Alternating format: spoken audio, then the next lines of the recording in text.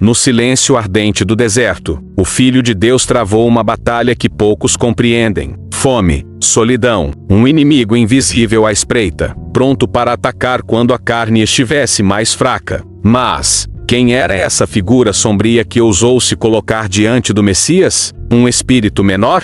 Ou o próprio Lúcifer, o anjo caído, mestre da astúcia e da mentira? As Escrituras não deixam dúvidas. Foram 3 tentações, 3 armadilhas friamente calculadas. Um adversário que conhecia a palavra e sabia como distorcê-la para servir aos seus propósitos. Mas como Jesus resistiu a um inimigo tão astuto? E o que essa antiga batalha ainda nos revela? Nos dias de hoje, 40 dias, 40 noites, o sol queimava impiedoso e a vastidão de areia parecia não ter fim. Ali, sozinho, jejuando, com o corpo esgotado e os pensamentos envoltos em um nevoeiro de cansaço, estava ele, o Filho do Homem. Mas não estava só, alguém o observava.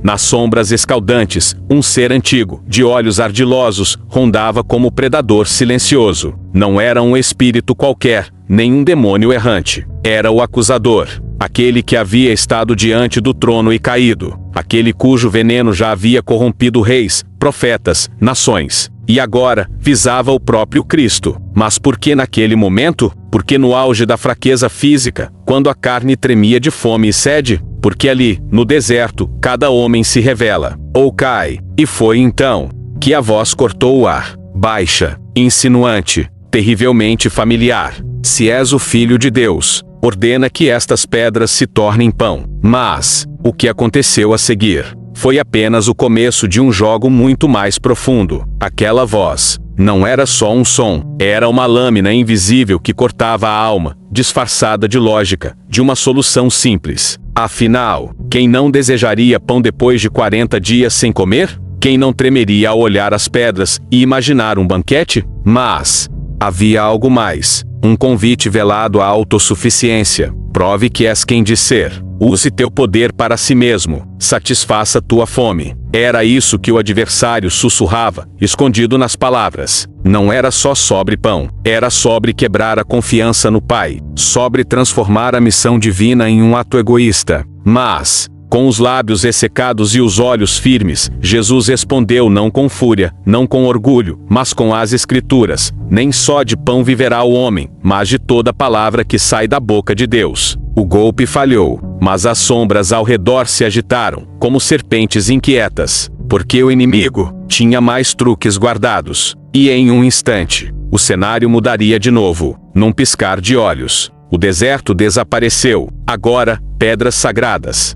O imenso pináculo do templo reluzia sob o céu aberto de Jerusalém. Lá embaixo, o povo, distante, alheio, e lá no alto, ele, o adversário não perdera tempo. Trocara a fome por outro campo, a vaidade. A voz voltou, desta vez, revestida de falsa reverência. Se és o Filho de Deus, lança-te daqui abaixo, pois está escrito, aos seus anjos dará ordens a teu respeito. Eles te sustentarão. Era mais que uma proposta, era um desafio. Mostrar ao mundo, de forma espetacular, quem ele era.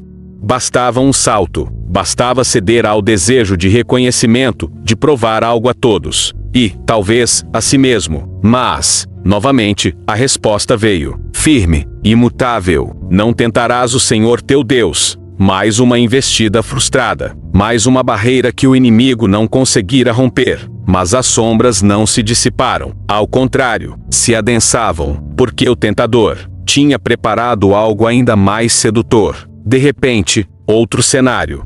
O vento soprava gelado no alto de uma montanha desconhecida. Lá embaixo, um mar de reinos. Cidades brilhavam como ouro derretido sob o sol. Exércitos, tronos, riquezas, tudo ali, à vista. E então, com um brilho sombrio nos olhos, o tentador sussurrou: tudo isto te darei, se prostrado me adorares. Não era mais fome, não era vaidade. Agora, era ambição, poder absoluto, um atalho para a glória, um só gesto, uma só inclinação, e o mundo inteiro estaria a seus pés. Mas não era para isso que ele viera. Sem hesitar, as palavras saíram como espada afiada. Ao Senhor teu Deus adorarás, e só a ele servirás. As sombras estremeceram. A proposta foi rejeitada. Mas, embora ferido, o inimigo não havia sido derrotado. Não ali, não ainda, pois, na escuridão, um novo plano começava a se formar. O deserto voltou ao seu silêncio. As pedras, o céu, o calor abrasador,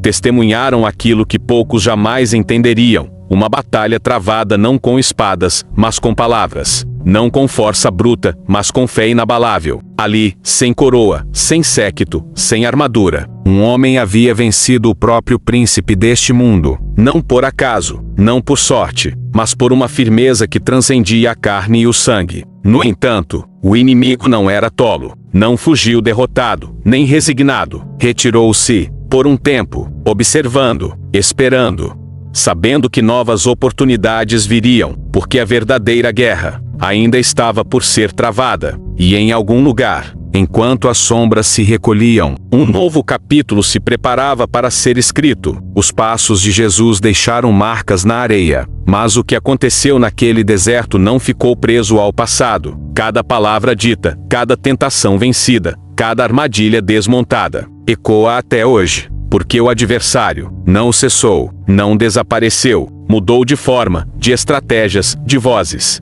E agora, ronda não apenas nos desertos, mas nos corações, nos pensamentos, nas pequenas decisões do dia a dia. A luta não terminou, apenas mudou de campo. E assim, a história daquela antiga batalha segue viva, aguardando seu próximo cenário, seu próximo momento, seu próximo confronto. E como você viu, aquela batalha no deserto foi muito mais que um simples confronto entre o bem e o mal. Foi uma lição viva. Exemplo de como a fé, a obediência e a verdade podem vencer até as tentações mais sutis. Mas, e hoje, quantas vezes, no silêncio da nossa mente e no peso das nossas lutas, não enfrentamos vozes semelhantes? Quantas vezes também não somos levados ao deserto da alma? Por isso, reflita, que escolhas temos feito? Quando ninguém mais está olhando? Se essa história falou com você, se trouxe um novo entendimento, não guarde só para si. Curta este vídeo, deixe seu comentário aqui embaixo, quero muito saber sua opinião. E claro, compartilhe com mais pessoas, para que mais corações possam despertar para essa verdade. Nos vemos no próximo vídeo, porque os mistérios das Escrituras ainda não terminaram.